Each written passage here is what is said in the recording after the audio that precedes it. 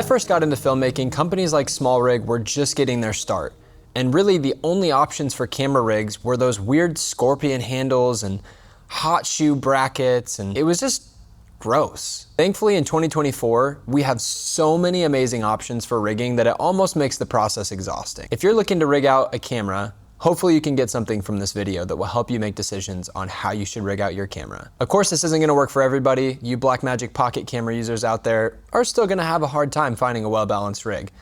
But for those of you using Sony, Canon, Nikon, Fuji, Panasonic, any of like the, normally shaped camera bodies out there, hopefully you can get something out of this. Now, I'm not gonna be setting up any rails or matte boxes or any of that stuff because for the majority of shooting that we do, we don't need those types of things.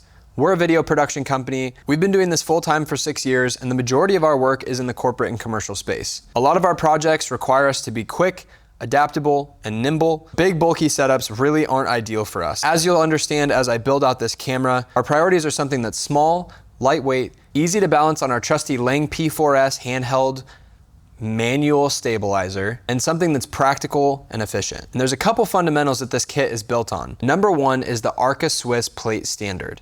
We've been using ARCA Swiss for the last couple years, and we absolutely love it as a quick release standard. It's now integrated within most of your favorite camera cages thanks to DJI and their RS series of gimbals. It's easy to use, and it's a strong anti-twist mounting method.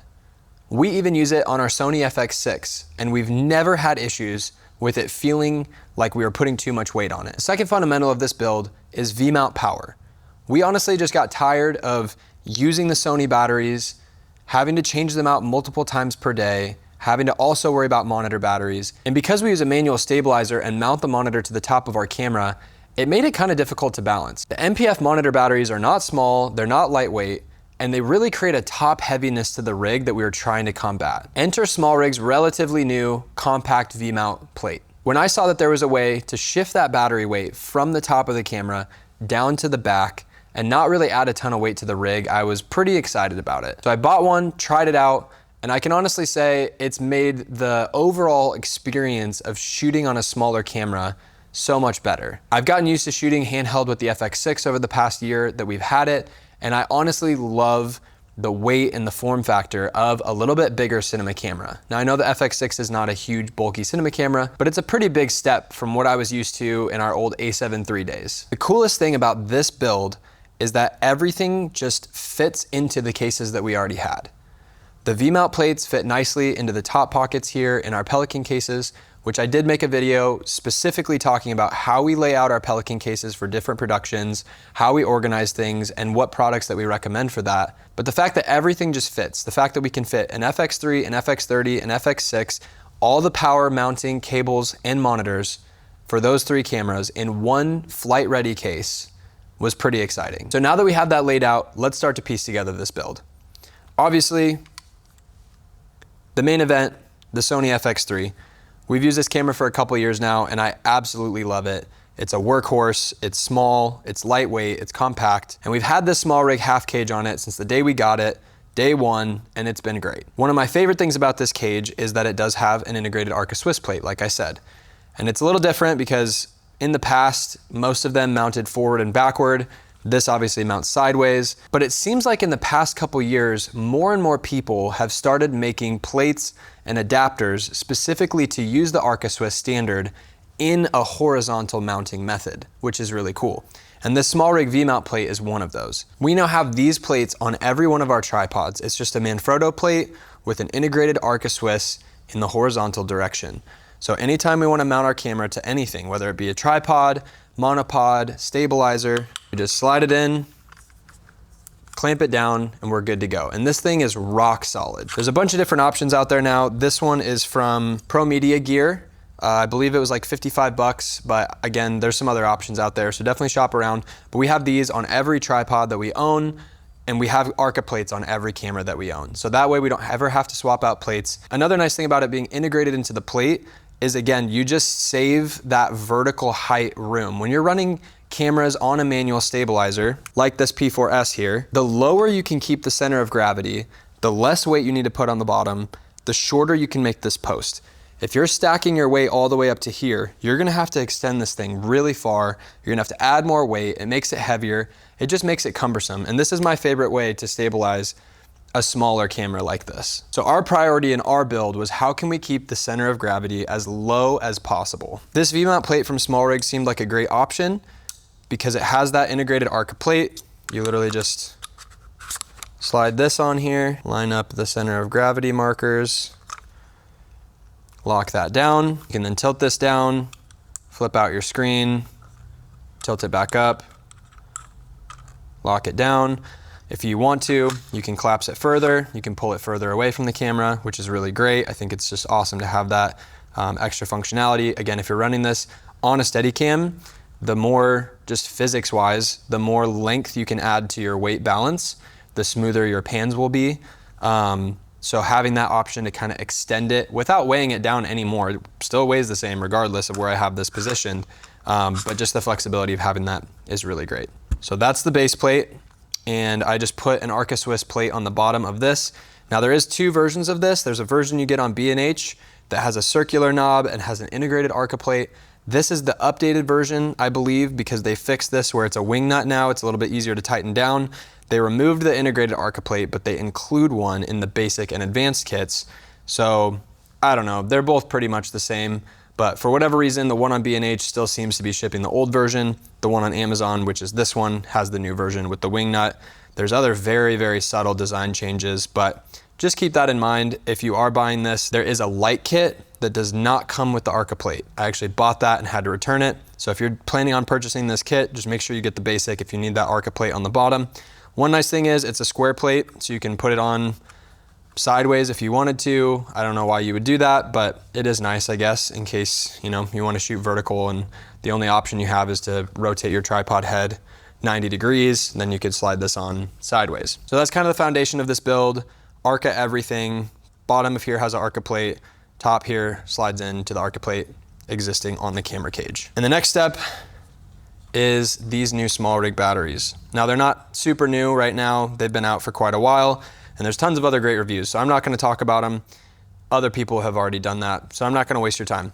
But this, to my knowledge and my research, is the thinnest, lightest weight V-mount battery really that you can find. In our case, we have 4 of these, and I actually did a test where I ran the camera and the monitor off of this V-mount battery, and I timed how long it would take to drain from 100 to 0%, and it came out to about 2 hours and 22 minutes. Now that was at 70% brightness on the monitor, so obviously you can give or take based on the brightness you have it set at, but I was pretty happy with those results for as small and tiny and compact as this battery is, and how lightweight it is. Again, we don't want to add a ton of weight.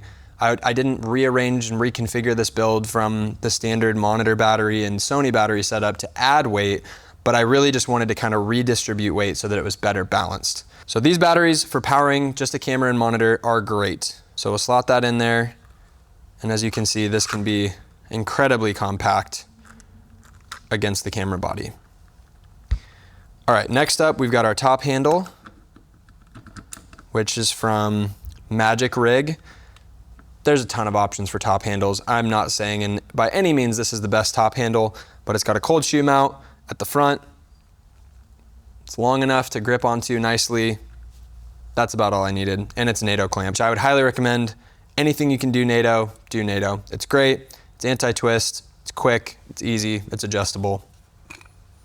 Put our lens on here. So if you shoot without a monitor, this is a pretty well-balanced, let's see where so the center of gravity is right there, which is fantastic. Feels really good when you're holding it. You don't want it to be too top heavy or back heavy.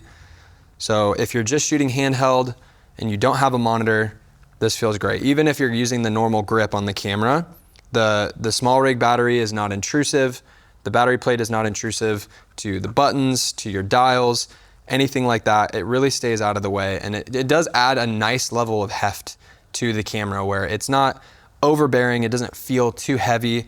It just feels nice. It feels stable. It feels like almost like what you would experience shooting with an FX6 or a bigger camera. But we don't shoot without monitors because we love on-camera monitors here at Glory Visuals.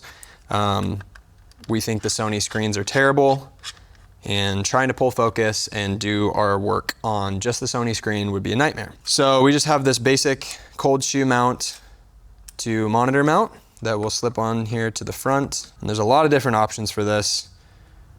I think generally I would prefer something locking rather than just letting it be on the cold shoe mount, but this one locks down pretty good, and it would really take a lot of force to push this off here. So we've got our monitor mount here in the front. That's how I like to use it, because then I can see what I'm shooting at a good position like this. There's a couple different options for powering Sony cameras, and in my opinion, one is the clear winner, and that is USB-C power delivery. And that was really the biggest reason for buying these SmallRig batteries. Not only were they really small and lightweight, is that they come with USB-C power delivery, which even these really expensive Core SWX batteries, they don't have USB-C power delivery, which was a huge bummer. So there's really no way with these batteries for me to power, even though they're bigger, they're more expensive, they're maybe nicer, whatever. They have a nicer display on the back. There's no way for me to power both the camera and the monitor off of this battery without getting a D-tap splitter, which who likes cables running all over their rig? Not me. I don't want a D-tap splitter. If they made one that just like slotted in here and had 2 ports on it, I couldn't find one. I looked. If they made something like that, maybe that would be a good option. But again, these are pretty heavy. These are very lightweight. So the second option, if you want to power your camera, is using a dummy battery and using either a power delivery to dummy battery adapter or just using a D-tap to dummy battery. There's a couple reasons I don't like that. I actually started with that, tried it out, and I hated it. And there's 2 main reasons why. Number one, you're not always, if you're shooting, you're busy, you're running around, you're filming, or you're filming a long interview, you're manning a couple cameras at once, you're not always able to just stare at the back of this display and make sure that it's still got battery left. So if this battery dies, your camera is dead. It's gone. Instantly, it's gone. There's no shutdown, backup, like there might be if you use a Sony battery, and you might lose your recording. If you're recording for an hour and a half, your recording might just poof, gone, corrupted. You might not be able to get it back. That's not a risk I'm willing to take. The second reason is, who wants to have their battery door just like hanging down like that? On the A7 III, these battery doors were really easy to remove, and I'm not really sure why, but they made them a lot more difficult to take off. And there's also not a little rubber door to pass through a dummy battery like there used to be. So you literally have to just have your battery hinge door just hanging open. That's gonna break off. If I set this down on something, it's putting pressure on that battery door. And another thing is you have a cable, again, running out of your camera. If you're trying to hold it, it's getting in the way. You have to find a place to tuck it. The fewer the cables, the better. I've also heard from reading on Reddit and other forums that there's a potential that if you're running your monitor off of the same power source as your camera, you could fry your HDMI port. I've never had issues with that. Again, I ran this rig with a dummy battery, plugged it into the HDMI port, and I never had problems. But again, I'm not that desperate to find another power solution that I'm willing to do something that's gonna brick my $4,000 camera or ruin an HDMI port. Those are hundreds of dollars to fix. We've done it on our A7 III. It was like 600 bucks. It's not cheap. So I don't wanna do anything that's gonna be potentially damaging to my camera. USB-C clears up all of those. Firstly, you have to have a battery in the battery compartment to run the camera over USB-C. It cannot be just powered through the USB-C port with no battery, which I think is great because for one thing, the battery is not actually powering your camera. So you don't have any of those ground loop issues where you're gonna fry an HDMI port or potentially brick your camera. Secondly, if this battery dies, if I'm not paying attention and this battery just croaks, my camera is actually running off of the internal battery. So I still have another hour plus of record time that I can then swap out this battery, do what I have to do. All I'm gonna lose is my monitor, which is fine, not a deal breaker for me. But I'm not gonna potentially lose my recording, which is the most important thing that I wanna protect. Lastly, it's just a cleaner option. You don't have the cables hanging out, you don't have to leave the battery door open. It's just a simple, thin little cable like this, going from the battery into the side of your camera. The one thing I don't love about USB-C is the placement on the FX3s. The USB-C port is directly behind the monitor hinge. So if you have USB-C plugged in, you can only tilt the screen about that far. That's kind of annoying, but it's not a deal breaker for me, as most of the time, this is plenty tilted. I can live with that. I'm gonna be using the monitor to watch my recording anyways, but it is a minor inconvenience. If they had put the USB-C port on the front edge of the camera instead, maybe down in the lower left corner, I think that would have been a better place for it, because then you could plug it in, still use the screen as usual, and you wouldn't have it getting in the way. But again, not a huge deal. Just the one minor drawback if you're considering using USB-C power delivery. Okay, enough yapping, let's plug this in here. So we've got the USB-C coming out of the battery. We're just gonna route this through our little sprig here that I have screwed into the back of this top handle. Again, just to keep things clean. I like a clean rig. And then we're gonna route this over here and plug it into our camera. That's it. This V-mount battery is now charging the internal battery on my camera. So if I turn this on, now you can see battery is charging. So it's not actually powering the camera itself, but it is charging the internal battery, keeping it topped up. So when this battery dies, again, I still have that full Sony battery I can drain through. I can swap this out, get everything replugged in, and I don't have to stop recording. So it's really hot swappable as well, which is really great. Okay, next let's get our monitor powered. I just have this Camvate D-tap to barrel. Just gonna kind of run this through here just to keep things nice and tidy. And I'm gonna plug that into the D-tap on the side of the SmallRig battery. All right, and now we're good to go. That is the rig. Compact, lightweight, feels really great to operate. It's just very well balanced. It's comfortable to hold, whether you're doing this up here, or you're shooting a low hanging shot, whether you're doing this, shooting from the shoulder, using the built-in camera grip, or you're using the top handle to get a shot from a little bit lower. It just feels really great. Much better than having the monitor battery up here and having it all be very front heavy, very top heavy. Center of gravity is right there in the middle of the handle where your hand is gripping it. It feels great. Other nice thing, like I said, for mounting onto this, again, it's as simple as sliding the ARCA Swiss on, locking it down, and we're ready to go. We're ready to get smooth camera movement. It balances nicely. It's not too top heavy. Again, if I needed to, I could slide this back, get a little bit even more spread on our weight distribution, which just makes your panning movement smoother. I think I actually like running it this way better with the battery extended a bit from the back so that your weight distribution is just nicer. All right guys, that's the base rig. That's how we would run it 95% of the time. If we're doing audio, if we're doing follow focus motors, wireless transmission, all of that stuff, I would use the FX3 for that.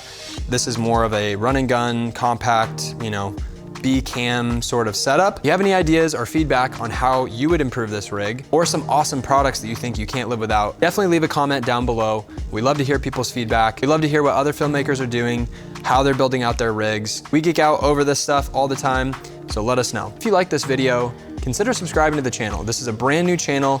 We started clean because we realized our last channel was way too diverse in the range of things that we were putting out. And we wanted to create a channel specifically going over commercial filmmaking, corporate filmmaking, and what we've learned in the last 6 years of doing this full time. Drop a thumbs up if you got something out of this video. Thanks for watching, and we'll see you in the next one. Cheers.